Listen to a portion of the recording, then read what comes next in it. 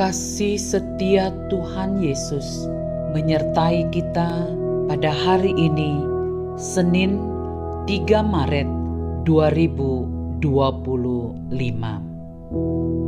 Saudaraku, pendengar yang kekasih, mari kita berdoa. Ya Allah, ya Tuhan kami, terpujilah Engkau sebab Engkau selalu mendengar doa-doa kami. Seperti halnya hari ini, dengarkanlah kami Bapa. Kami sangat merindukan Tuhan berbicara melalui firman-Mu bagi kami. Demi nama Yesus Kristus, kami berdoa. Amin. Para pendengar Renungan Oasis Fajar, judul kita hari ini, Tangan yang Menekan.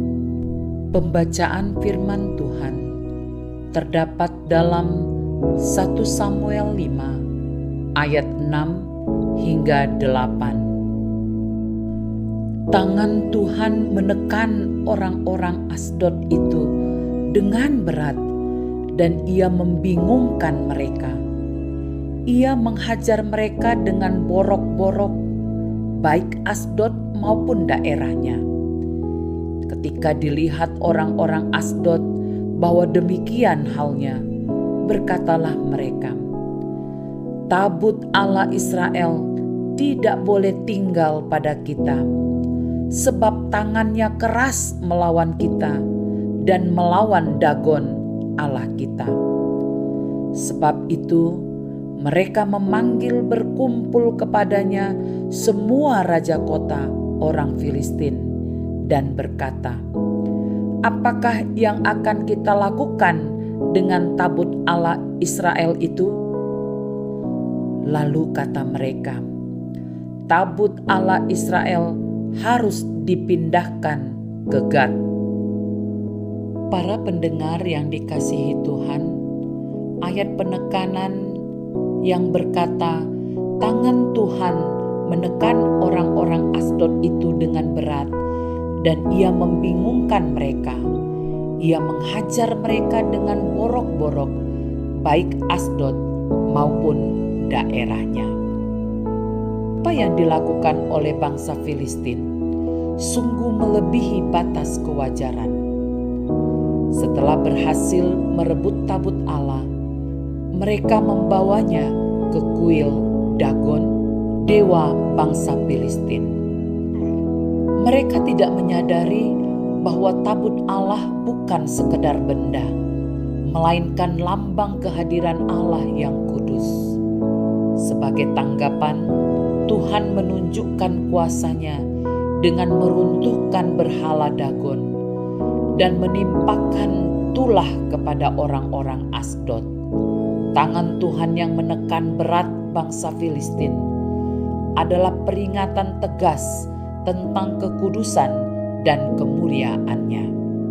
Ini merupakan tindakan langsung dari Tuhan ketika kehormatannya dinodai oleh bangsa Filistin yang memperlakukan tabut Allah dengan tidak hormat. Allah begitu serius dalam memelihara kesucian-Nya. Apa yang kita pelajari dari kisah ini? Kisah ini mengingatkan kita bahwa tangan Tuhan dapat bekerja dengan dua cara, untuk memberkati atau untuk mendisiplinkan. Tangannya yang penuh kasih menopang dan memberkati mereka yang menghormatinya. Tetapi tangan yang sama dapat menekan dan mendisiplinkan ketika kita berjalan dalam ketidaktaatan atau kurang menghormati kehadirannya. Apa relevansi kisah ini bagi kita? Dalam hidup kita, mungkin ada saat-saat di mana kita merasa seperti ditimpa oleh tangan Tuhan. Ketika itu terjadi, jangan cepat-cepat mengambil sikap untuk memberontak. Kita harus bertanya, apakah Tuhan sedang mengingatkan atau mendisiplinkan kita?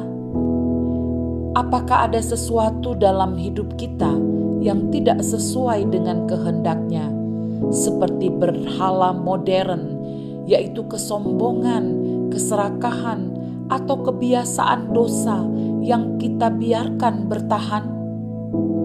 Karena itu, belajar dari pengalaman bangsa Filistin.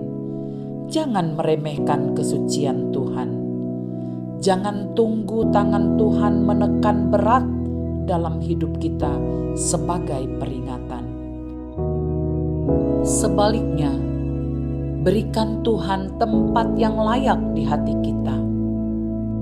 Marilah dengan segala kerendahan hati kita berkata, Tuhan, jadilah pusat hidupku. Aku menyingkirkan segala sesuatu yang menghalangimu dan kuberikan tempat yang layak untuk bertahta. Penegasannya, hormatilah kekudusannya dan biarkan tangannya yang penuh kasih menopang, bukan menekan. Para pendengar yang dikasihi Tuhan, marilah kita berdoa.